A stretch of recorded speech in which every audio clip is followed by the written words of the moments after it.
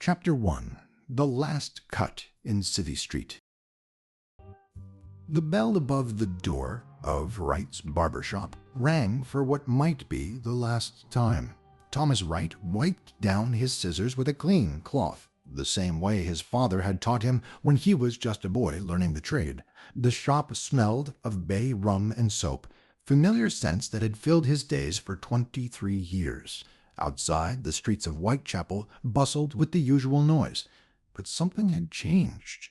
Everywhere you looked, there were women doing men's jobs, boys too young playing at soldiers, and the constant presence of those who had already come back from the war, their faces hollow and distant. Well, Thomas caught his reflection in the mirror. A slight man with steady hands and sharp eyes, he had spent his entire life perfecting the art of making other men presentable. His father's shop had been his inheritance, a small but respectable business tucked between a bakery and a tailor on Commercial Street. The regular customers had been coming for decades, some of them since before Thomas was born. But now the chair sat empty most days. The young men were gone to France, the old men could barely afford a shave, and the world seemed to be ending, one recruitment poster at a time. Then offend me. The wax knowed me other the things that can feed the rapiner call you for more heart. Let's just be careful in only play. The wax quoted, official seal, words that changed everything. Thomas Henry Wright was to report for military service. There was no choice in the matter, not any more. The Military Service Act had seen to that. At 31, he was older than most who were being called up, but they needed every man they could get. The Somme had been bleeding them dry all summer. He locked the door behind him that evening, the keys heavy in his pocket. His wife Mary stood in the doorway of their flat upstairs, her face pale in the gaslight. She didn't cry, Mary never did, but her hands trembled as she helped him pack his kit. 2 shirts, 1 extra pair of socks, his razor and scissors in their leather case. The army would provide the rest, they said. Maybe they'll let you keep cutting hair, Mary said quietly, folding his spare shirt. You've got a trade, Thomas. They need barbers everywhere, don't they? Sammy saw those things. This scandalous flew past, be thinking, now then it lyrics bubble. And meanwhile we were to get the was better rate to struggle. Each one meeting to come party with them. In fact, aging as they do it on military first. Chapter 2. Basic Training and Unexpected Orders. The training depot at Aldershot was a world of mud, shouting, and endless marching. Thomas learned to shoulder a rifle, to march in formation, to salute officers he would never speak to. His hands, used to the delicate work of trimming beards and shaping hair, blistered from holding a shovel, from gripping a rifle, from the 1,000 small violences of military life. At night, packed into a barracks with 60 other men, he listened to their stories. Farm boys from Yorkshire, factory workers from Birmingham, clerks from Manchester, all of them waiting to be shipped across the Channel. It was Sergeant Major Davies who changed everything.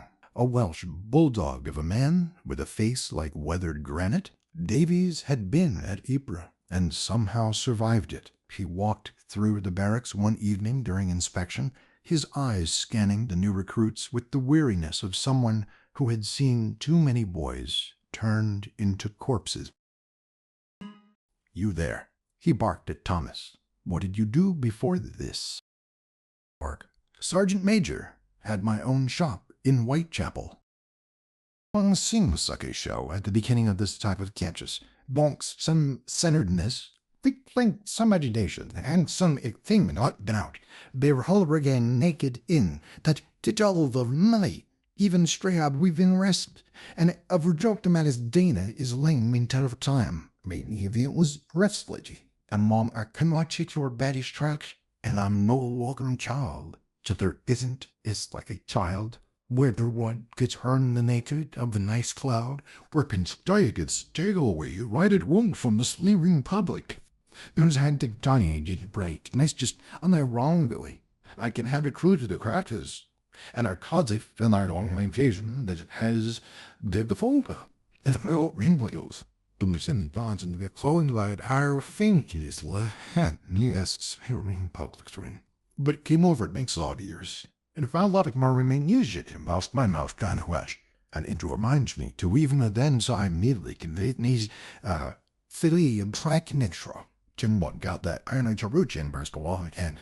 Big gun at one, indeed, mean quick, but feeling the country with their hand jelly like a woman, and the totally wishes. The chaos rise he stopped, and Blake, you will each touch you and be dismal. They walked to the administration building, Davies moving with the purposeful stride of a man who knew how to navigate military bureaucracy. Inside, he spoke briefly with a captain Thomas had never seen before.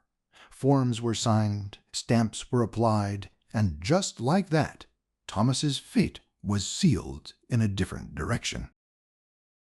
The boys at the front need more than bullets, Davies said afterward, lighting a cigarette in the rain outside. They need to feel human. A shave, a haircut, it might not seem like much, but out there it's everything. You'll be assigned to a field unit as a barber. Consider yourself lucky, right? You'll see hell, but you might just survive it. Chapter 3. Crossing Over. The Channel crossing was rough. Thomas stood on deck with hundreds of other soldiers watching England disappear into the fog. Some of the men were singing, drunk on rum and bravado. Others stood silent, green-faced from the rolling of the ship. Thomas felt neither drunk nor sick, only numb.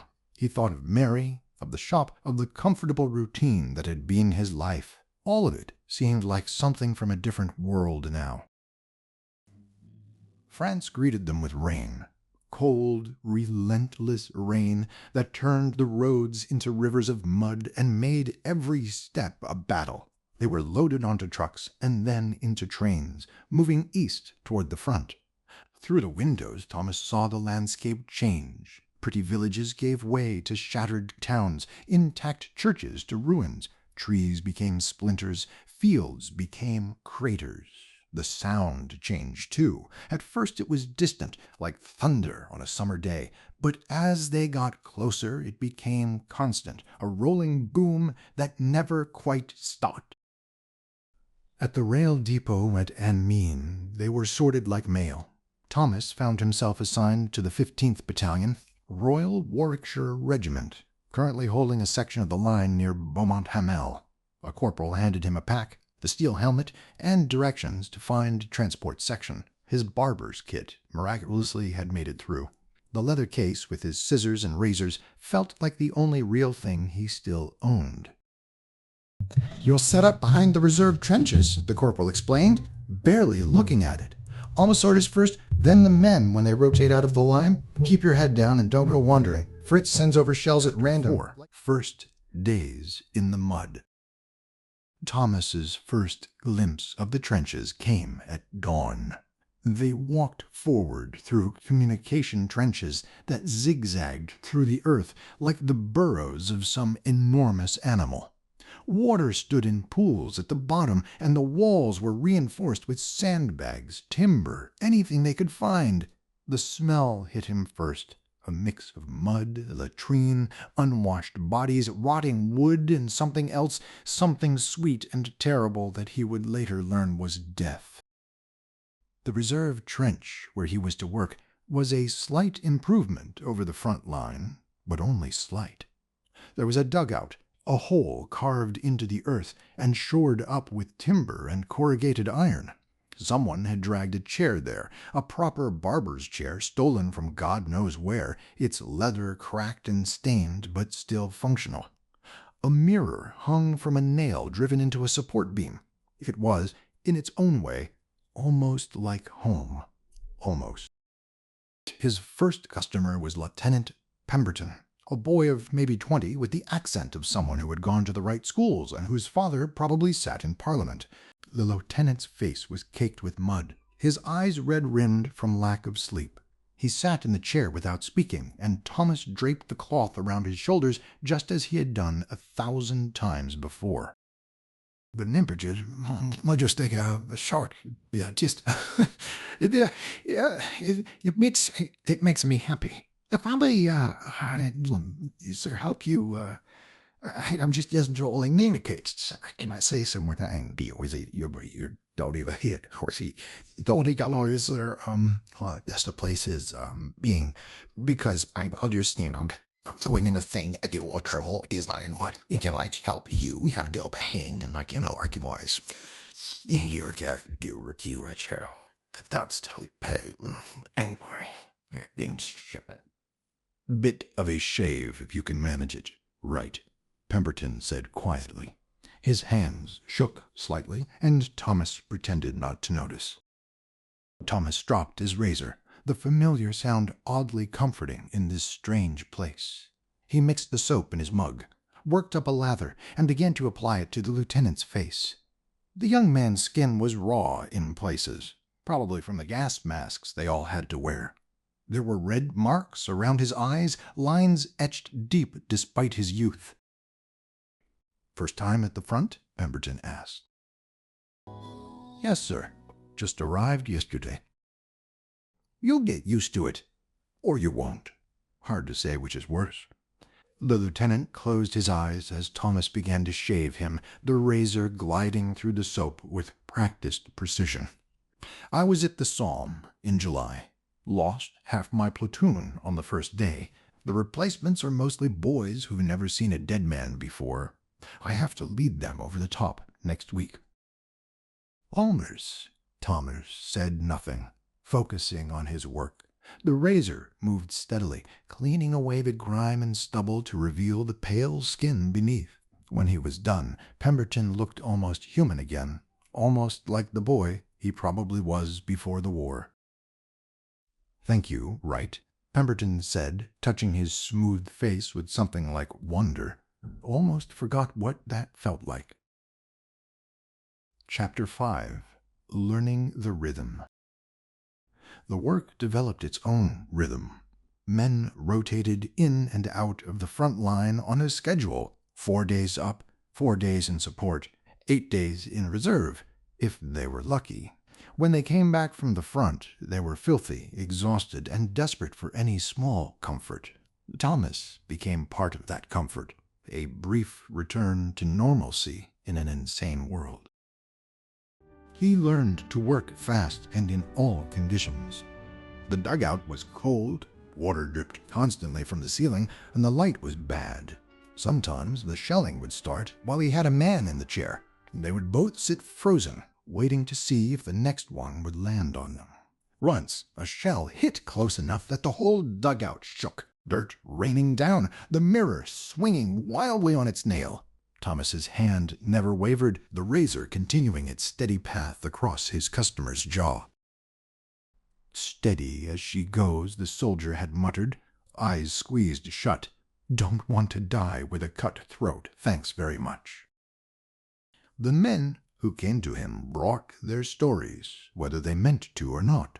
Thomas could read a man's experience in his face, in the way he held himself, in the small details that others might miss. The ones fresh from the front had a particular look, eyes that saw past you into something terrible.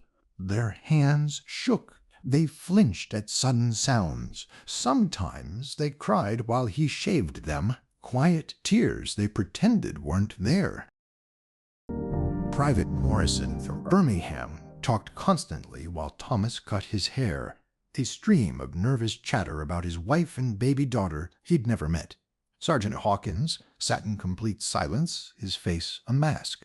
Corporal Davies, no relation to the sergeant major who had saved Thomas from the infantry, made jokes the whole time, dark humor about rats and lice and the likelihood of seeing tomorrow. Everyone had their way of coping. The lice were everywhere. Thomas saw them crawling in every man's hair, nestled in the seams of their uniforms, a constant plague. He learned to check for them, to burn them out with a candle when he could, though it was a losing battle. The men called it chatting, sitting and picking lice from their clothes, crushing them between their fingernails. Thomas did the same at night in his own bunk. Everyone did.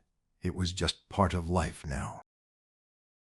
The worst were the body lice, Particulus humanus, the medical officer called them, hiding in the warm folds of clothing and emerging to feed on blood. Thomas could see the red welts they left on men's skin, the scratches where soldiers had clawed at themselves in their sleep. Some men had it worse than others. Private Donnelly came to him one morning with his entire torso covered in bites, his skin raw and bleeding from scratching. "Can't sleep right," Donnelly said miserably. "Feel like they're crawling all over me all the time, even when they're not. Going mad with it." Day and night Thomas had learned a few tricks by then. He heated water over a small stove and had Donnelly stripped to the waist. Then he went over the man's uniform with a candle, running the flame along every seam, every fold, watching the lice pop and sizzle in the heat. It wouldn't solve the problem, nothing could in these conditions, but it might give Donnelly a few hours of relief. Let us choose glorifiedness. The medical officer, Captain Hargreaves, sometimes came by the barber's dugout. He was a tired man in his 40s, a civilian doctor from Manchester who had been conscripted into service. He and Thomas would share a cigarette and talk about the endless battle against disease that raged alongside the war against the Germans. "We're losing more men to sickness than to bullets some weeks," Hargreaves said one evening. "Trench fever, influenza, pneumonia. The lice spread typhus on the Eastern Front, killed thousands. We're lucky it hasn't happened here, but it's only a matter of time." Thomas learned to recognize the signs of trench fever, the sudden onset of high fever, the terrible headaches, the pain in the legs and back. Men would be fine one day and burning up the next. It could recur, too, coming back weeks or months after the first bout. Some men caught it multiple times. It wouldn't kill them usually, but it would put them out of action for weeks, sometimes months. Sergeant Peterson came down with it in January. Thomas had shaved him the day before, and the man had seemed fine, joking about the rum ration and complaining about the quality of the tinned beef. The next morning, Peterson was delirious with fever, shaking so hard his teeth rattled. They evacuated him to a casualty clearing station behind the lines. He came back 6 weeks later, 20 pounds lighter and looking 10 years older. Chapter 6. The Faces Tell Stories. Thomas began to see the patterns. Men would come to him before a big push, wanting to look their best, maybe for the photographs they would send home, maybe because they wanted to die looking like themselves if it came to that.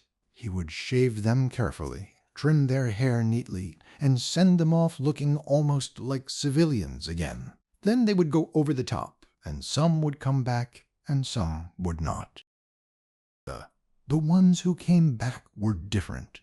It might be days or weeks later, but when they sat in his chair again, Thomas could see the change. Something in their eyes had shifted, darkened. There were new scars sometimes, visible ones on their skin and invisible ones deeper down. He learned not to ask about the missing faces, the men who used to joke with him, but who were now just names on a cross somewhere in the mud. Corporal Jenkins had been a talker, full of stories about his life as a fishmonger in Cardiff. He would describe the smell of the sea, the sound of gulls, the proper way to gut a mackerel.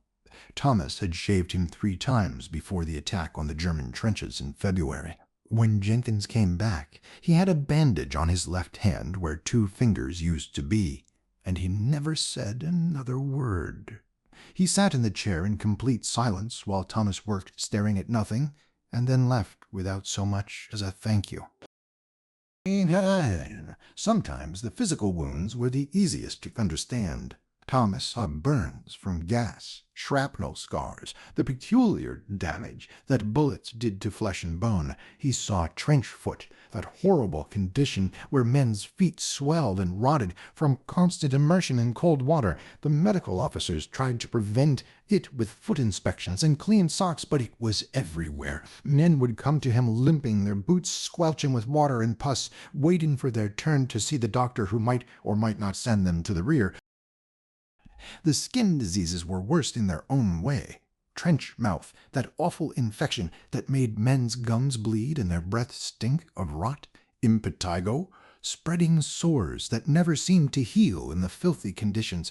Boils, rashes, fungal infections that thrived in the damp and dirt.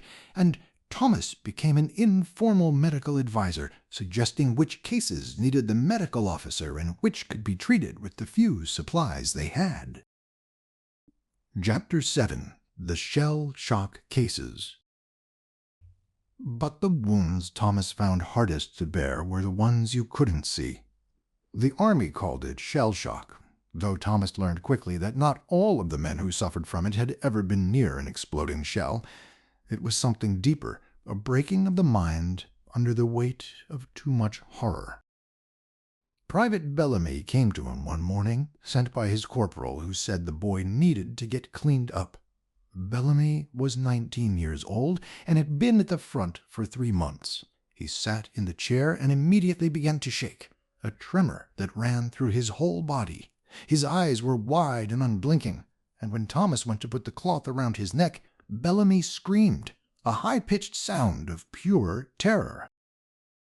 "Easy, lad," Thomas said quietly, stepping back. "Just me. Just going to give you a shave, that's all." But Bellamy couldn't stop shaking. His teeth chattered despite the fact that it wasn't particularly cold. He kept muttering something under his breath, the same words over and over. "They're in the wire. They're still in the wire."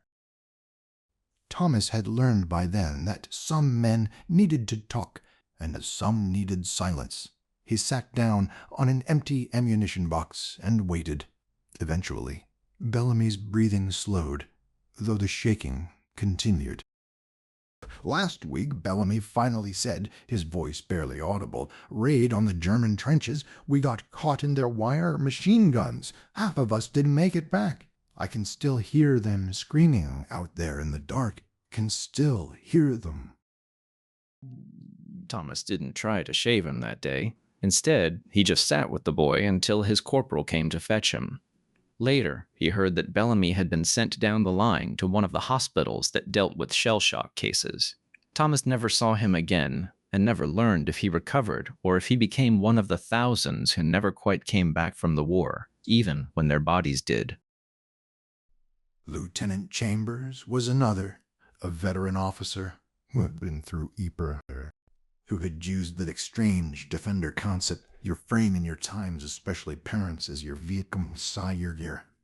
Excessive pristine finish pardon from the Pilacian. The advice because we is one of this drud is in there. And for its slight eras can off the caption. After that, you would still up in no. I didn't put that in.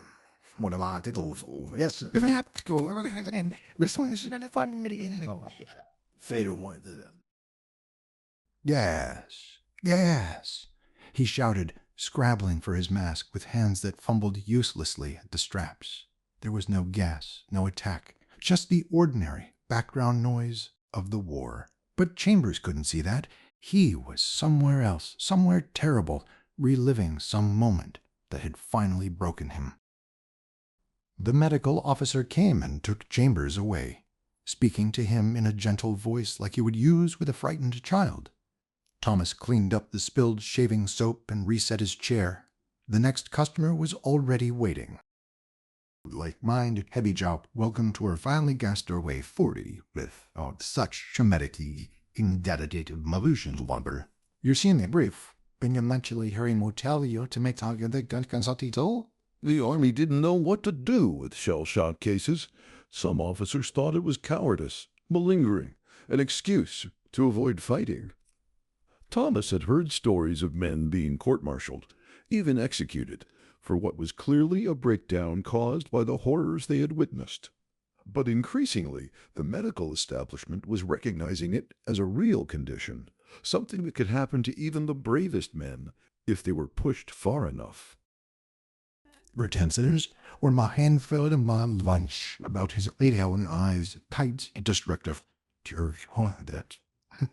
The inn was not made with that way to the invitation, but be all peaches and the sweet down the screens and the front, and the ding game lampion. Mercedes bond and their rounds behind, which make kindling to the same brains, but thinking to ban it pro-puds, which makes the entire to track where foster with fanatical fury of grief sticks, because he trappered and satisfied to lose. But it is or the fact that I will had out the rush. I thanks getting down and out distanced. Sun night way, general impairs, man knew it out of this. When stuff the daughter here, can't read get in there. So the sun that was default. Here is.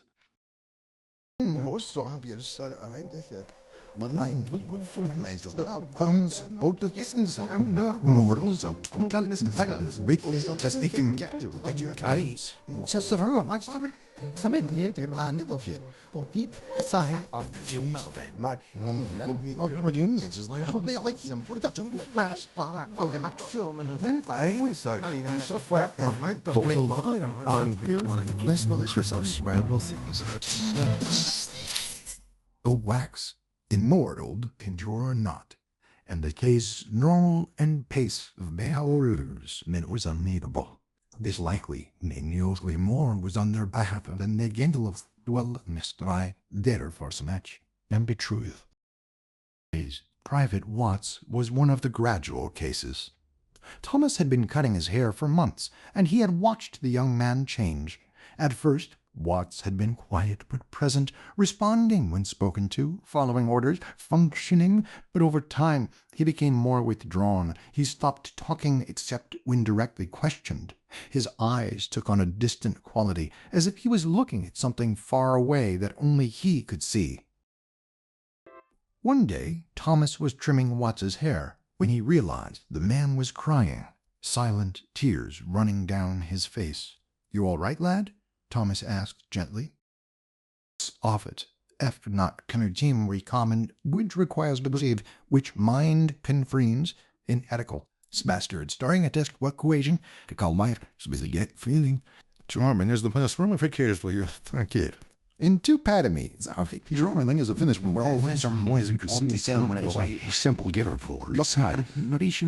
Drawing is extended, it is purely and far. The dreams were another sign. Men would come to Thomas and talk about their nightmares, the ones that woke them screaming or left them shaking in the dark, dreams of being buried alive, of drowning in mud, or watching their friends die over and over. Dreams where they were running but couldn't move, where they were shouting but no sound came out. The war followed them to sleep, and there was no escape from it. Corporal Lynch talked about his dreams, while Thomas shaved him. "I see my brother," he said quietly. "He was killed at Ypres in 15. I see him in the wire, calling for help, and I can't reach him. Every night the same dream. I wake up thinking I can save him this time, but I never can." Thomas had no answers for these men. What could he say? That time would heal them? He wasn't sure that was true. The war had marked them in ways that might never fade. All he could do was listen and offer what small comfort his presence provided. Sometimes that seemed like so little, but sometimes he could see it meant something. That having someone who would listen without judgment. Chapter 8. Letters and Longings. The men talked while Thomas worked, and he learned more about their lives than he sometimes wanted to know. They spoke of home, of wives and sweethearts, of children they had left behind or would never meet. They showed him photographs, creased and worn from being carried in breast pockets close to their hearts. They read him letters from home, full of news that seemed to come from another world entirely. Private Carson's wife was having trouble with the landlord who wanted to raise the rent while Carson was away fighting. She wrote long letters about the unfairness of it, about how hard it was to manage on the separation allowance. Carson would sit in the chair, Thomas trimming his hair, and talk about what he would do when he got home. "Going to sort that landlord right out," he would say. "Man's got no right treating her like that while I'm out here." But Carson never made it home. A sniper's bullet found him during a trench raid in May, and his last letters to his wife were sent back marked "Return" to sender, deceased. Your servant. Sergeant Murray had a sweetheart named Violet, who wrote him every week without fail. Her letters were full of a cheerful gossip about people Murray hadn't seen in over a year, small-town news from a place that seemed impossibly far away. Murray would read them aloud while Thomas shaved him, laughing at her descriptions of the vicar's new bicycle or Mrs. Henderson's prize-winning marrows. "She keeps me sane," Murray said once. "Reminds me there's still normal life somewhere, even if it's not here." Well, Thomas wrote to Mary too, though he found it hard to describe what his days were like. How could he explain the constant smell of death, the lice, the mud, the way men looked after they came back from a raid? Instead, he wrote about small things: the weather, which was uniformly terrible, the food, which was worse, the fact that his scissors needed sharpening and he missed the proper tools from his shop. He told her he was safe, which was mostly true. The barber's dugout was behind the lines, relatively protected. It was only mostly true because nowhere was really safe, not when shells could fall anywhere, at any time. Mary's letters back were treasures. She wrote about keeping the shop closed, about saving the rent money for when he came home, about the neighborhood changing as more men left and more telegrams arrived. She never complained, never asked when he would be back, because they both knew there was no answer to that question. The war would end when it ended, and until then they endured. Chapter 9. Winter of Despair. The winter neared Detroit zone, and something stunned then, and I'll breathe it beyond the flowers. Sanford to say, I think yes, if it's with aid, but it's there, it's true, maybe. It doesn't match instead of one of those things make quick rains or project far and flying with ultimate miles forward walking the whole clock. The men who came to him now were in worse shape than ever. The battles of the year had ground them down. Passchendaele had been a nightmare of mud and death, gaining maybe 5 miles at a cost of hundreds of thousands of casualties. The ones who survived looked like ghosts. Trench fever was epidemic, spread by the lice that everyone carried. Men would shake with fever while Thomas shaved them, their faces flushed and their eyes glassy. Private Hughes came to him one day with a request. "Will you shave my head right? Get rid of everything?" "You sure about that, lad? It's freezing out there." Please don't care. The lights are driving me mad. I can feel them crawling on me all the time. Please. Thomas did as he asked, shearing off Hughes's dark hair until he was bald as an egg. It wouldn't help much, the lice would be back soon enough, but he understood the need to do something, anything, to feel some small measure of control. "I'm coaching the $5 little home, which made me venture this yes, but the color of a home, the world, the huge word make of them serious, and in many things would they want to clean out where it's for us to know, one for each because they answer on me, because they want to get to say, fucking dear, out tell me after one him as a. He became a listener, an unofficial confessor, for men who had no one else to talk to. The army chaplains tried, but there was only so much they could do. But a man in a barber's chair, getting shaved or trimmed, would talk. Maybe it was the familiar routine, the sense of normalcy it provided. Maybe it was because Thomas didn't judge, didn't tell them to be brave or strong or any of the other useless platitudes. He just listened. Corporal Davies, the joker, broke down one day while Thomas was cutting his hair, started crying without warning, big gulping sobs that shook his shoulders. "I can't do this any more," he said. "I just can't. I'm so tired, Wright, so bloody tired." Shape own free for steal only taste, just mine works, for I can tell. This satisfied all's get, and yet on then, fantic litters. Well, You very that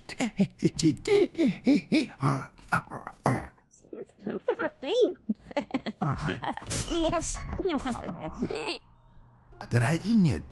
The force is that you got the hard drive. They were all in there.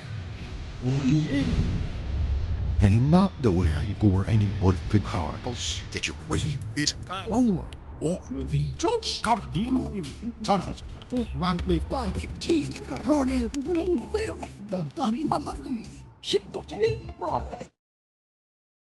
Chapter 10. The Darkest Days. The German spring offensive hit them like a hammer. After years of stalemate, suddenly the front was moving, and moving in the wrong direction.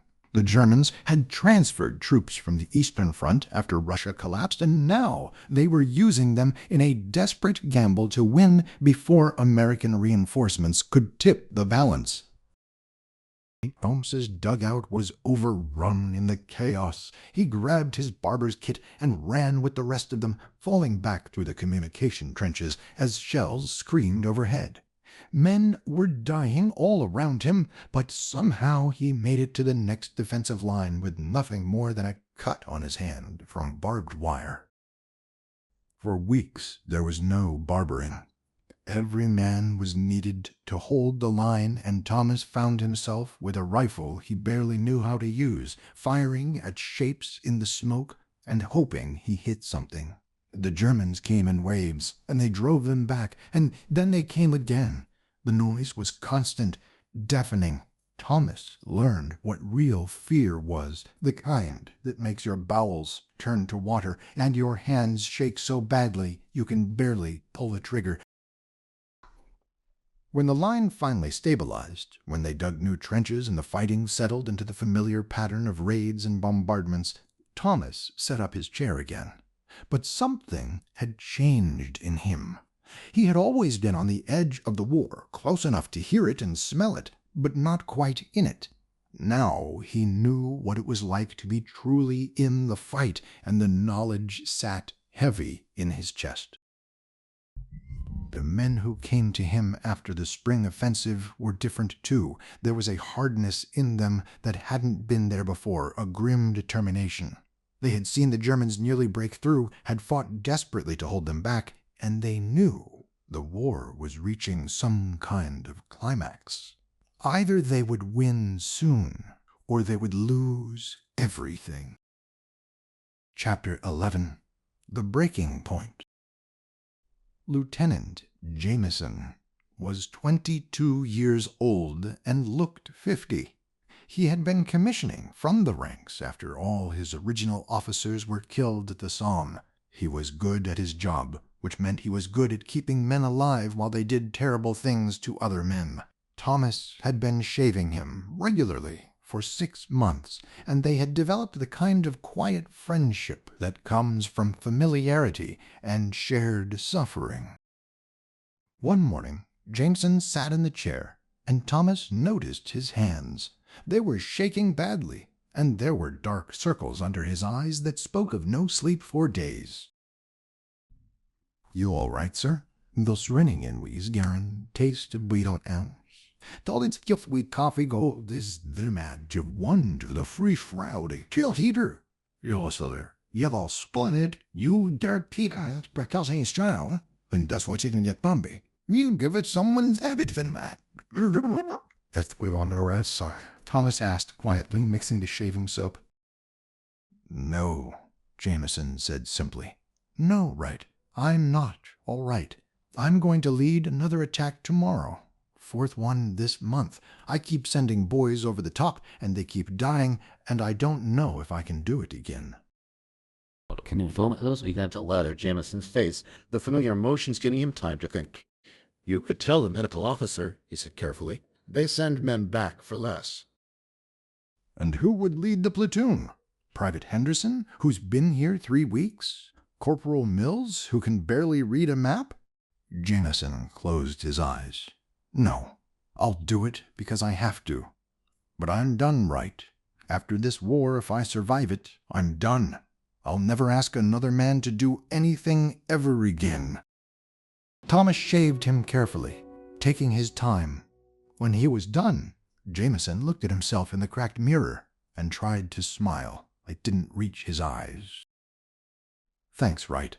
At least I'll look respectable when I die. But Jameson didn't die. The attack was successful, one of the first real advances they had made in months. The Germans were falling back, their spring offensive having exhausted them. When Jameson came back 3 days later, covered in mud and blood, both his own and others', there was something different about him. The fear was still there, Thomas could see it, but there was also a strange kind of peace. "We're going to win," Jameson said, while Thomas cleaned the mud from his face. "I don't know when, but we're going to win. The Germans are finished." Chapter 12. The Last Months. The final months of the war were a strange time. The Allies were advancing, slowly but steadily, pushing the Germans back across the same ground that had been fought over for 4 years. Towns and villages were retaken, though there was little left of them but rubble. The trenches that had been home for so long were abandoned, replaced by new ones a few miles to the east, then a few miles more. Thomas moved with them, his barber's chair loaded onto a wagon with the rest of the battalion's equipment. He set up his station wherever they stopped, sometimes in a ruined farmhouse, sometimes in a church with no roof, sometimes just under a tarp strung between 2 shell-damaged trees. The work continued. Men still needed shaving, still needed someone to listen to their stories, still needed that small measure of humanity that came from being treated as more than just another soldier. The Americans were their now fresh-faced boys who hadn't yet learned to fear the sound of shells. Thomas cut their hair and listened to them talk about how they were going to win the war single-handedly. The British veterans would smile thinly and say nothing. Let them learn, their expressions said. Let them find out for themselves. But even the Americans couldn't hide the truth forever. They took casualties just like everyone else. Their fresh uniforms got stained with mud and blood just as quickly. Their confident smiles faded after their first time over the top. Thomas watched it happen over and over. The same transformation he had seen in every man who came to the front. Innocence to experience, to something harder and sadder than either. In November, rumors began to spread. The Germans were negotiating. There might be an armistice. The men didn't dare hope, not really. They had been disappointed too many times before, but Thomas noticed they talked more about home, made plans for what they would do when the war ended, if it ended. On November 11, at 11 in the morning, the guns stopped. The sudden silence was more shocking than any bombardment. Men stood in the trenches, confused, unsure what to do. Some cheered, some cried, some just sat down in the mud and stared at nothing, too exhausted to feel anything at all. Thomas put down his razor and walked out of his dugout. Around him, soldiers were climbing out of the trenches, standing on the parapets they had been forbidden to show themselves over for 4 years. In the distance, across no man's land, German soldiers were doing the same. They stood and looked at each other, these men who had been trying to kill each other for so long, and nobody fired a shot. Chapter 13. The Aftermath. The war was over, but they couldn't just go home.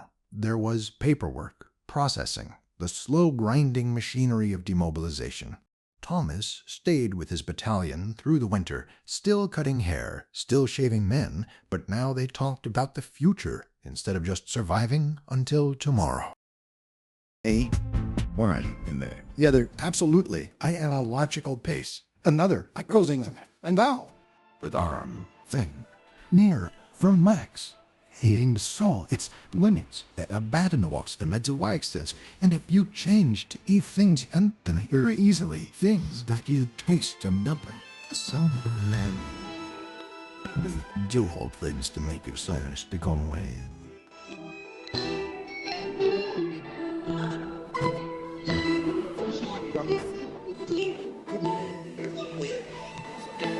Youngst. Always. What oddly horns. They are awful on the turned out. It's not sour.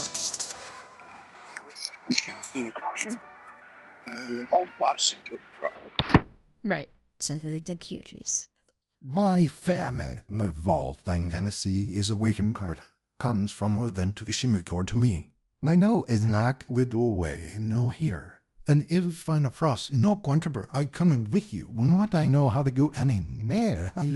I never killed anything. When you this, it straight to me. We're fair, no bullfight. This for white, so those who white comes, Stanley. That's not what happened in house the NRC that on their vision. This last year, man, to could prove it that you love the auto sister I bid me. Okay, say very sir. What me to be okay, for my luck for it, what's function? I'm not for I some spawn. No, not beautiful. Take you there. Even now, after all, don't vanish. Well, where are the come to the body? No, right. But must you are going to hurt my over cop. For it is the home long. It is too far home.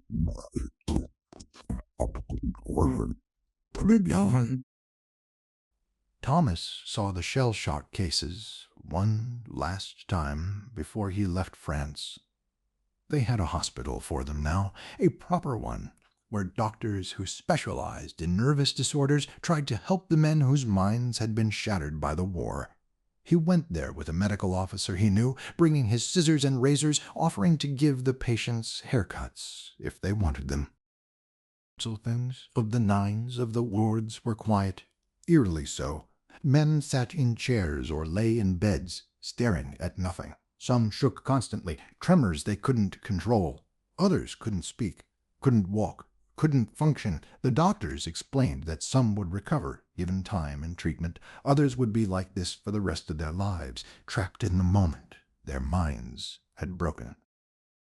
Thomas worked his way through the ward, cutting hair for those who could sit still long enough, offering what small comfort he could. A young man, couldn't have been more than 20, grabbed his wrist while he was working. "Don't let them send me back," he whispered urgently. "Please don't let them send me back to the trenches." "War's over, lad," Thomas said gently. "No one's going back to the trenches. You're safe now." But the boy didn't believe him, couldn't believe him. His mind was still in the mud of Passchendaele, or the wire at the Somme, and nothing. Chapter 14. Coming home. Injected, and I continue down. We're merely on the same side, pinning crowns. I could find bases on bursts.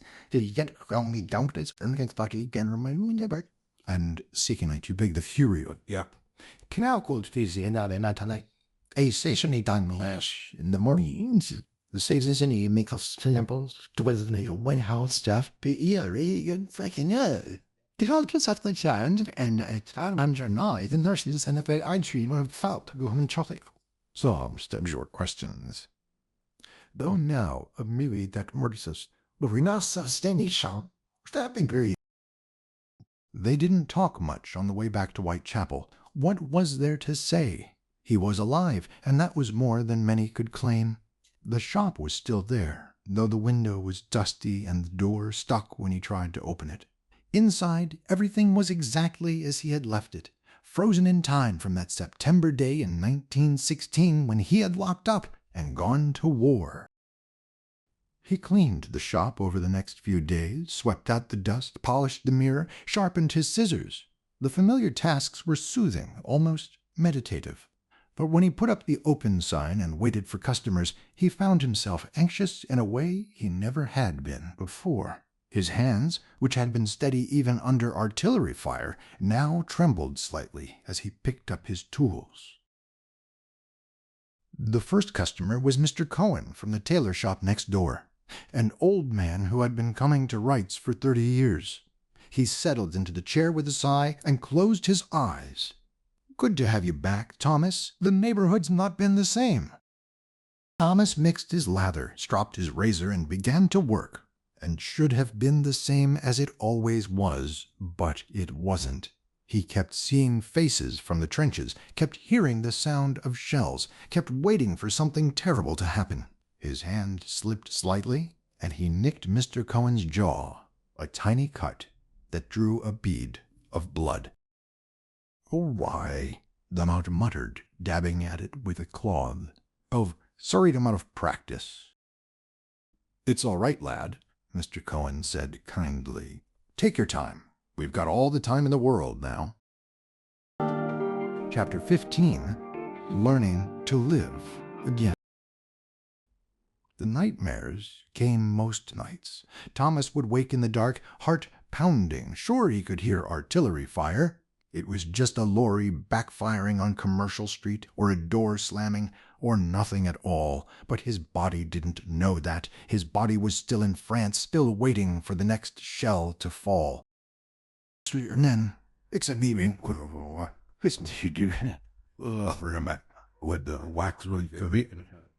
the point is had a science, and an angel is comparable tonight requested he made. So as she carried this from wantonly down, Angelo, hamburger, what, it's good, over here. And a bully, up here.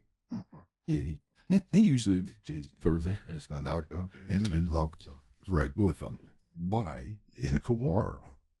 It's funny. Then to around. A young man came in asking for a shave. Thomas recognized him, though it took a moment to place the face. Private Morrison from Birmingham, the one who had talked constantly about his wife and the baby daughter he had never met. "Yeah, Morrison," Thomas said, surprised. "I didn't know you were back." "Got demobbed last week," Morrison said, settling into the chair. "Came back to find my wife had left me. Took the baby with her. Said she couldn't wait any more." His voice was flat, emotionless. "Can't say I blame her." Thomas prepared his razor in silence, unsure what to say. What could you say to that? Instead, he just worked, giving Morrison the best shave he could, a small gesture of care in a world that often seemed to have none.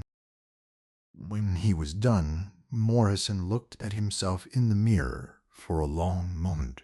"You know what's funny, Wright? All that time in the trenches I thought about coming home, thought about seeing her and the baby, thought that would make everything worth it, but now I'm home and it doesn't feel like anything, just empty."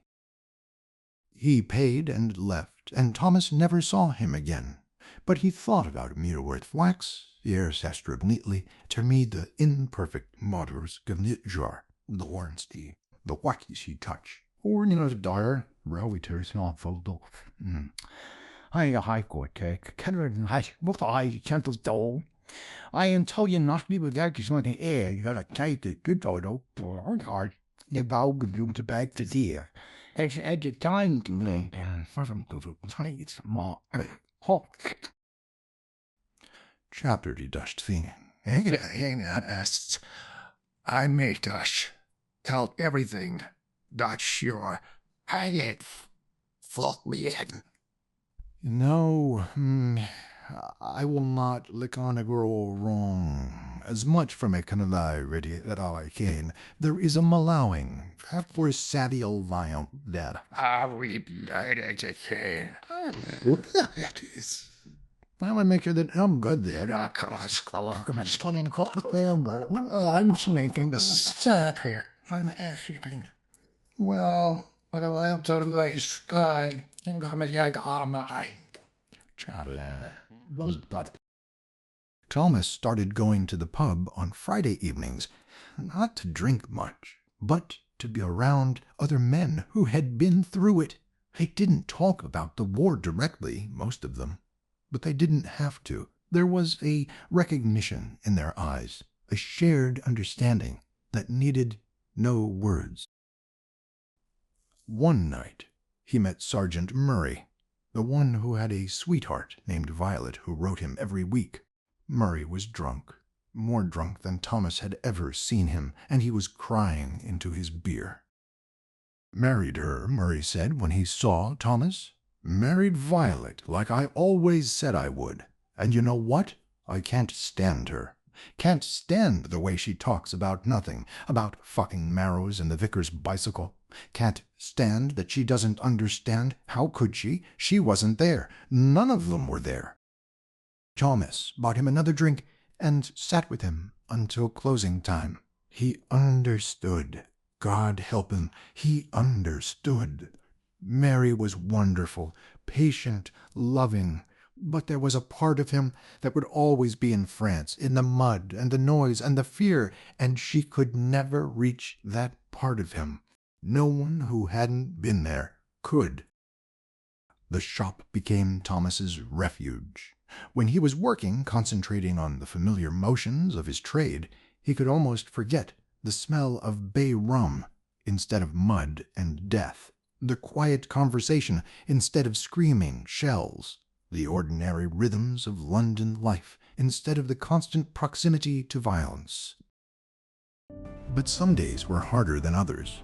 The anniversary of the Somme came around, and Thomas found he couldn't work. He sat in his shop with the door locked, trembling, seeing the faces of all the men he had shaved before they went over the top. How many of them had died? How many were in hospitals still, or in asylums, or begging on street corners because they couldn't hold down a job? Mary found him there in the evening, sitting in his barber's chair in the dark. She didn't ask what was wrong.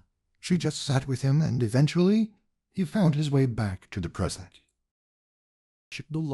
Chapter 17. The Long Shadow. On the first anniversary of the Armistice, Britain stopped. At 11 o'clock in the morning, everything came to a halt. The factories, the trains, the traffic in the streets. 2 minutes of silence for the dead. Thomas stood at his shop, his scissors idle in his hand, and remembered. He remembered Lieutenant Pemberton, that boy who had been his first customer in the trenches, who had led men over the top and somehow survived. He remembered Private Bellamy, shaking in the chair, unable to stop seeing the men caught in the wire. He remembered Corporal Davies with his dark jokes, and Corporal Jenkins who had stopped talking, and Lieutenant Jameson who had been so sure they would win. Most of all, he remembered the ones who hadn't made it back.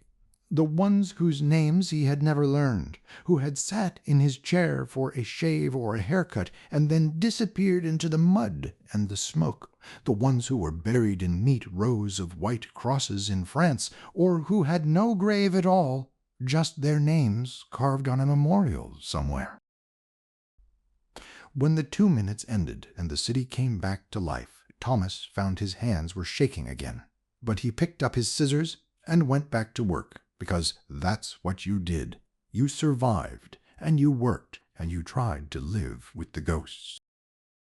A young man came in later that day, couldn't have been more than 18. He wanted his hair cut short for a job interview at a factory.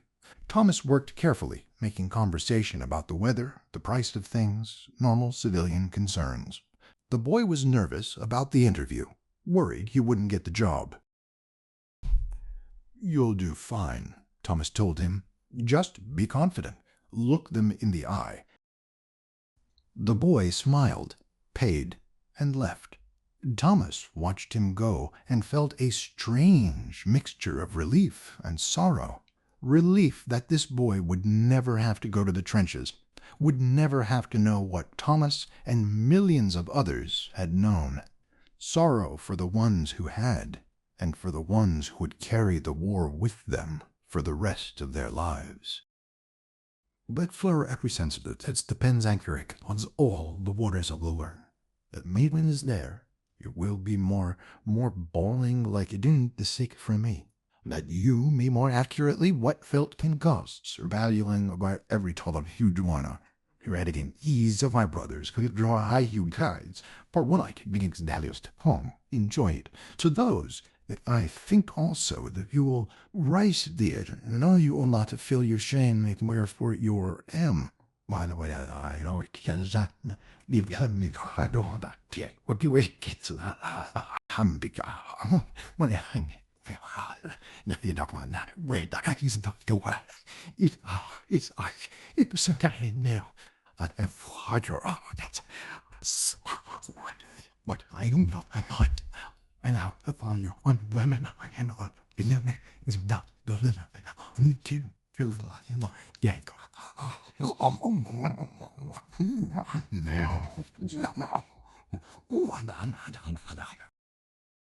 Thomas received a letter one December morning. The handwriting was unfamiliar, and the return address was from somewhere in Yorkshire. He opened it carefully, wondering who it could be from. It was from Mrs. Chambers, the wife of Lieutenant Chambers, the officer who had broken down in Thomas's dugout. She wrote that her husband had died that autumn, pneumonia complicated by his weakened state from the shell shock. He had never fully recovered from the war, she wrote, but in his last days he had spoken of Thomas. He said you were kind to him, the letter read, that when his mind was breaking, you didn't judge or mock him. You just tried to help. I wanted you to know that he remembered that, and it meant something to him. In all the horror of that war, there were still moments of human kindness, and you provided one of them. Thank you for that. Thomas folded the letter carefully and put it in the drawer of his counter, next to his scissors and combs. He thought about Chambers, about all of them, about the war that had changed everything and everyone it touched. One brilliant, and yet I was trying to think of we see what I needed. I just didn't. But one day I remember, and we're not waiting around train anymore at Parks. Let's see.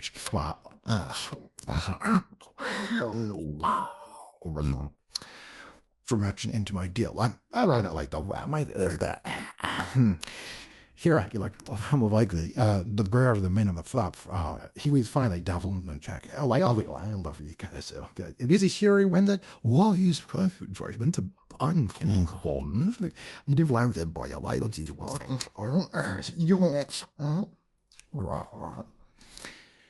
It was prescribed by homicide on one of them.